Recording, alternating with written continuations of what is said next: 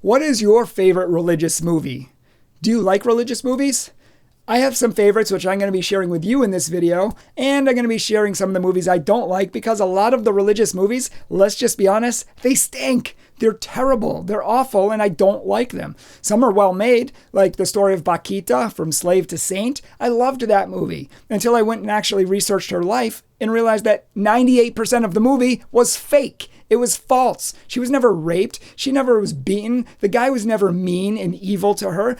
The guy who brought her in was a saint. He was nice. So why would people making a religious movie change the characters of people in the movie and make it something that it's not? It's almost like breaking the 8th commandment, lying and making something that's not true. And slander, taking away someone's character that's not actually true. So I have a really hard time. Even Padre Pio, the miracle worker movie, not true. That is not what happened in the life of Padre Pio. And I know people who knew Padre Pio. Padre Pio brought them together in marriage. They knew him personally, and they were offended by that movie that they would even make him so almost crazy. He couldn't figure out who he was. It's like The Last Temptation of Christ, where Jesus didn't know who he was and he was always mopey and down and trying to figure out who he was. No, they said that was not Padre Pio. So a lot of religious movies just get me upset for one reason or another, just either not well made or not accurate. But I do have some movies that I really do like, and here they are. And I would love to know your favorite movies. And if I've missed any, if you think there's any really good religious movies,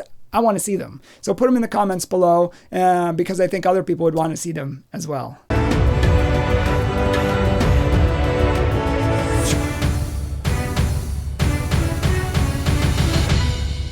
Obviously, one of the best religious movies ever made is The Passion of the Christ by Mel Gibson. Passion of the Christ is a great movie. I didn't really like it at first, but it's extremely well done. It's extremely realistic and also graphic, but it's a great movie on the meditation of Christ's life. And I really like it. And every time that I watch it, I get something more out of it. And I highly recommend The Passion of the Christ every year around Easter.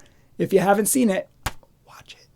Another movie that I personally liked a lot was For Greater Glory. This was a good movie. I was actually surprised by the movie, and it's not what I thought it was going to be, but I actually liked it, and it was actually a well-done religious movie. When the Game Stands Tall is actually a football movie, and that's another movie like this in the sense that I wasn't expecting it to be good, and it was actually good. It wasn't cheesy in any way. A lot of the religious movies, especially the Protestant movies, are really cheesy, and they force the salvation story, and they force, have you accepted Jesus Christ? And it sounds forced, but like When the Game Stands Tall, it's not shoved down your throat. There's not a lot of religious stuff in it, but it has a lot of good moral points and some religion, and I think those are well-made movies in a lot of ways. Speaking of Protestant movies, one of my favorites is To Save a Life.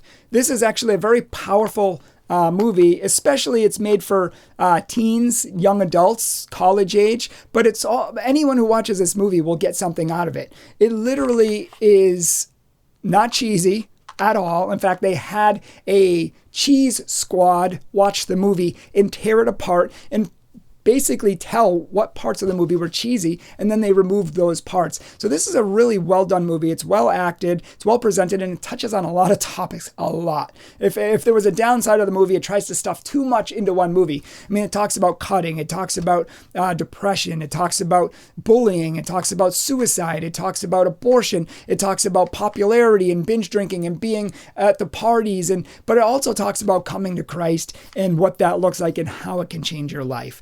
I like this movie a lot. I've seen it many times. I've showed it to my youth groups, and I recommend it to you as well.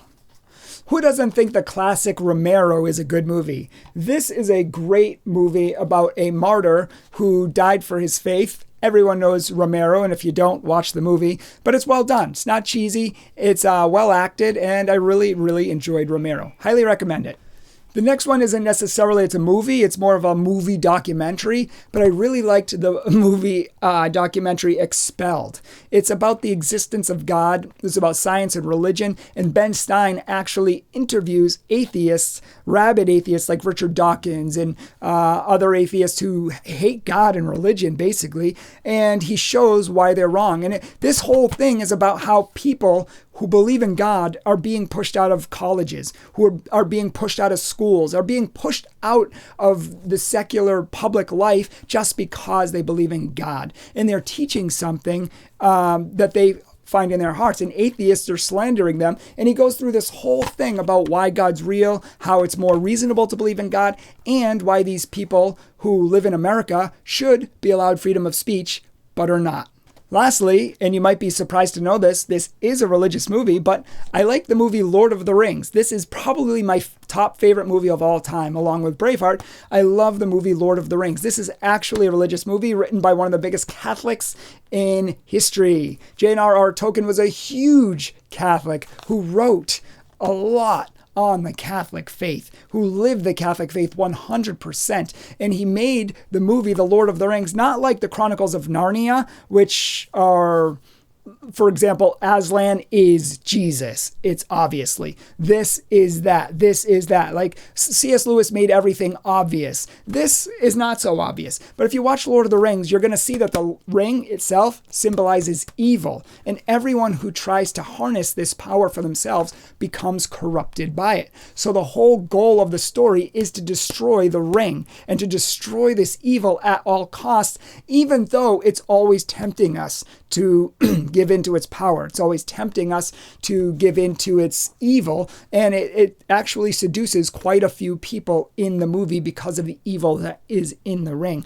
And so Frodo has to take it to Mordor, where he has to destroy it. And this is symbolizing our sin. We have to destroy sin, even though it's tempting us day by day, even though it's seducing us to give into the sin. It's tempting us to give into the sin. And so we have to destroy it, hate it, get rid of it out of our life. And each person in this movie has a different role. Like Frodo is like a Christ-like figure because he destroys the evil. Gandalf is also a Christ-like figure, as you'll see, and everyone has to work together to defeat evil. And that's how it is in the church today. We need to all work together to destroy evil. I know there's a lot of classics that I haven't seen that you could probably put in the comment section below. There's a lot of religious classics that are really good. They're usually older movies. But if there's any movies that you guys have seen that you really, really like and that you think are good and really powerful, I want to know what they are. And I'm sure other people do too. So please put them down in the comment section. And as I'm yapping on here at the end of the video, while I'm talking, please just give it a like and please subscribe to the channel if you haven't already.